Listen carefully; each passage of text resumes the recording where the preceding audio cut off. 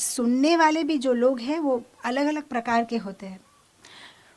कुछ लोग सुनते हैं बैठे हैं लेकिन फिर भी नहीं सुन रहे हैं, सिर्फ दिखता है कि वो लोग सुन रहे हैं। जैसे आप देखो, अगर बाथरूम में आपको पानी भरना है बकेट में, तो अगर सपोज पानी फुल फ्लो में आ रहा है, लेकिन अगर आपने बकेट को उल्टा करके रख दिया है तो पानी तो फुल फ्लो में आ रहा है लेकिन बकेट में पानी जाएगा नहीं। अच्छा, सपोज आप बकेट आपने सीधा करके रखा है लेकिन बकेट के अंदर में होल है तो भी पानी लीक हो जाएगा। अच्छा, बकेट में होल नहीं है, बकेट सीधा ही रखा हुआ है, लेकिन बकेट में अगर गंदा पानी पहले से भरा हुआ है फिर भी आप पानी नहीं भर सकते हैं। तो उसी तरह से ये जो भागवत सुनने वाले भी ऐसे अलग अलग टाइप के होते हैं।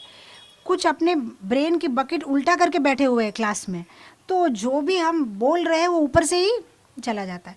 मतलब physically present, mentally absent. Mentally बात कुछ और चल रही है, अभी अभी जाना है, माता जी कब बंद करेगी, रात में छोले भिजाए कि नहीं भिजाए, कल सब्जी बनाने के लिए दही फ्रिज में रखा था नहीं रखा, कितने सारे विचार चले जाते हैं।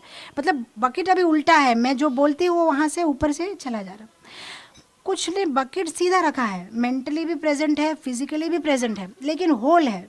होल होने में क्या होता है कि यहाँ से सुनते हैं, यहाँ से बाहर, वो क्रॉस वेंटिलेशन विंडो जैसे वो बाहर चला जाता है।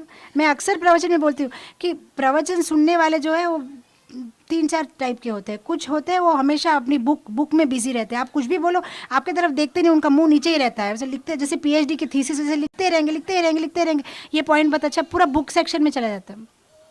कुछ लोग थोड़े से बुक में नहीं डालते लेकिन मेमोरी सेक्शन में, ये पॉइंट अच्छा है, हाँ ये क्लास में से ये पॉइंट अच्छा लगा, वो मेमोरी सेक्शन में चला जाता है। कुछ बुक सेक्शन, कुछ मेमोरी सेक्शन, कुछ क्रॉस वेंटिलेशन। वेरी रेयरली कुछ चीज़ जो है वो हमारे संकल्प सेक्शन में जाती है।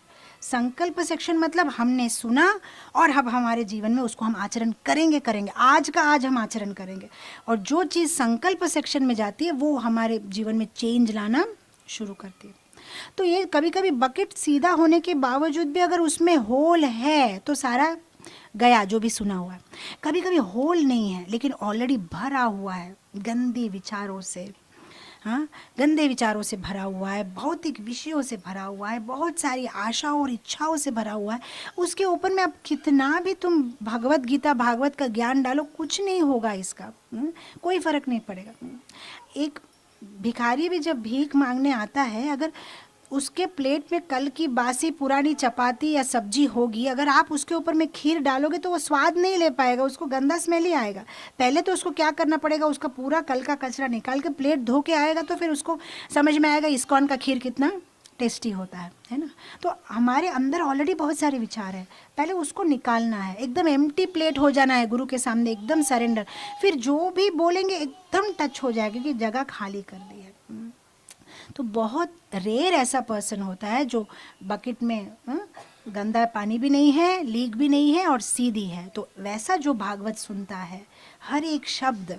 हमारा प्रॉब्लम ये है कि हम क्लास सुनते सुनते भी जजमेंटल हो जाते हैं। मतलब क्लास मैं जीवन में क्या अपनाऊँ उससे ज़्यादा आज का क्लास कैसा था, स्पीकर कैसा है, हाँ अच्छा था, जोक्स ठीक थे, ये पॉइंट और ऐड। स्पेशली जिसका ज्ञान ज़्यादा हो जाता है, ज़्यादा जो भागवत पढ़ लेता है, वो तो बिल्कुल एंजॉय नहीं कर पाता कोई भी भागवतम क्लास, क्योंकि कोई भी भागवत क्लास में उसको अपना ओपिनियन पता चलता है। अरे इसके साथ ये कहानी बोला होता तो ज़्यादा और भी अच्छा लगता था, ये श्लोक कोट किया होता तो और भी अच्छा लगता था।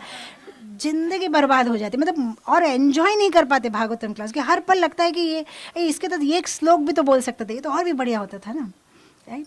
तो कुछ लोगों को स्पीकर के साथ बहुत अटैचमेंट है, ये स्पीकर है तो सुनना चाहते हैं, वो स्पीकर है तो नहीं सुनना चाहते, ये स्पीकर है तो बहुत जोक्स बोलेंगे तो मज़ा आएगा। द होल पॉइंट इज़ मज़ा आएगा, हमें मज़ा करना है, मज़ा करने के लिए नहीं है भागवतम का, मुझे एंजॉय करना है, नाइस एकदम, कुछ स्टोरीज बोलेंगे, कुछ जोक्स बोलेंगे, हम हंसेंगे। सात्विक एंटरटेनमेंट के लिए नहीं है भागवतम क्लास।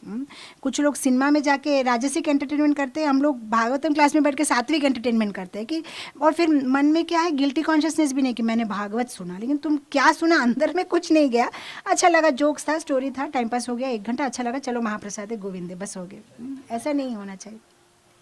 श्रवण करने का विधान भी जो है बहुत परफेक्ट होना चाहिए, एकदम सिंसेरिटी से। हर एक शब्द जब सुनते हैं ऐसे सोचना चाहिए कि मुझसे बात कर रहे, बस यहाँ कौन बैठा है मुझे फर्क, मुझसे बोल रहे हैं, मेरे को बोल रहे हैं, ये मुझे मेरे जीवन में अपनाना है।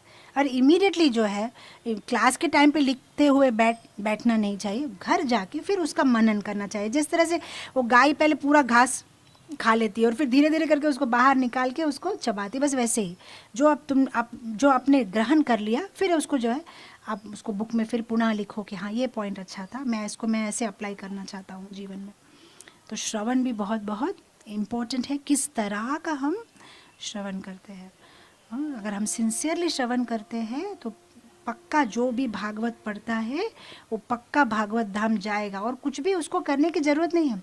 ये जो 64 लिम्स ऑफ भक्ति रूपा गोस्वामी ने दी है उसमें से कोई एक अंग भी अगर हम सही तरीके से कर सकते हैं ना, बाकी के 63 भूल जाओ, कोई भी एक सिंसियरली हम भागवत धाम जा सकते हैं, बस कोई भी एक सिंसियरली करना है। तो श्रील प्रभुपाद जी इतनी मेहनत रात रात बैठ के इतना ट्रांसलेट करके हम लोग के लिए जब ये बुक्स दिए हुए हैं तो हमें उनको पढ़ना चाहिए। अदर डे वैसे का प्रभु ने बहुत अच्छा से बताया, उन्होंने बोला कि अगर कोई डिवोटी रोज़ अगर भागवत के 9 पेजेस पढ़ता है तो 5 साल में पूरी भागवत ख़त्म हो जाएगी।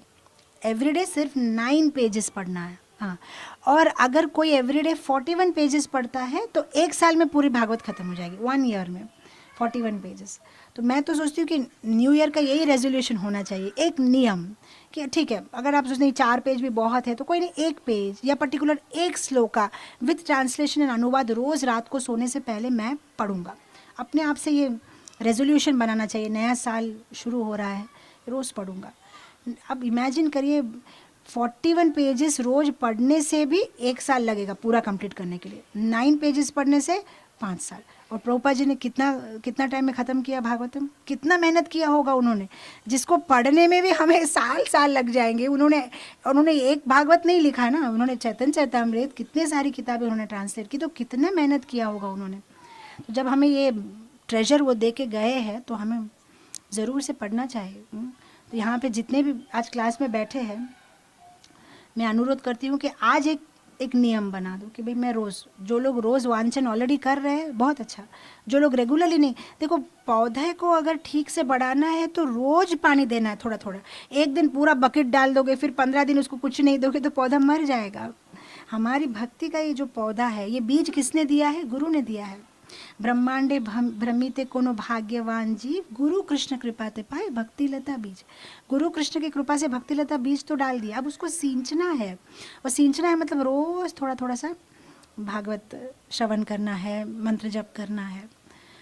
तो मैं अनुरोध करूँगी जितने भी आज यहाँ बैठे एक मन में संकल्प कर, एक श्लोक पढ़ूंगा या एक पेज, श्लोक भी पूरा ना कंप्लीट कर पाओ तो 1 सिंगल पेज, अगर पूरा दिन भी बिजी रहते हो रात को सोने से पहले जस्ट बिफोर यू गो एक पूरा पेज पढ़ के बस बंद करके सो जाओ। And this way Bhagwat is very very powerful. जिसके जीवन में भागवत का प्रवेश हो गया उसके जीवन में सब कुछ मंगल, भगवान खुद है ना, भागवत में तो भगवान कृष्ण है, सब कुछ मंगल हो जाएगा। ज्ञान चक्षु खुल जाएंगे, सब कुछ अच्छा से समझ में आएगा, भगवान का एक प्रोटेक्शन रहेगा, भगवान के ऊपर प्रीति बढ़ेगी, ये जो वांछा है डिज़ायर सारे कम हो जाएंगे, भगवान के ऊपर आसक्ति बढ़ेगी, भौतिक विषयों पे आसक्ति कम हो जाएगी। ये सब भागवत मेडिसिन का साइड इफ़ेक्ट है, इसलिए भागवत पढ़ना ज़रूरी है।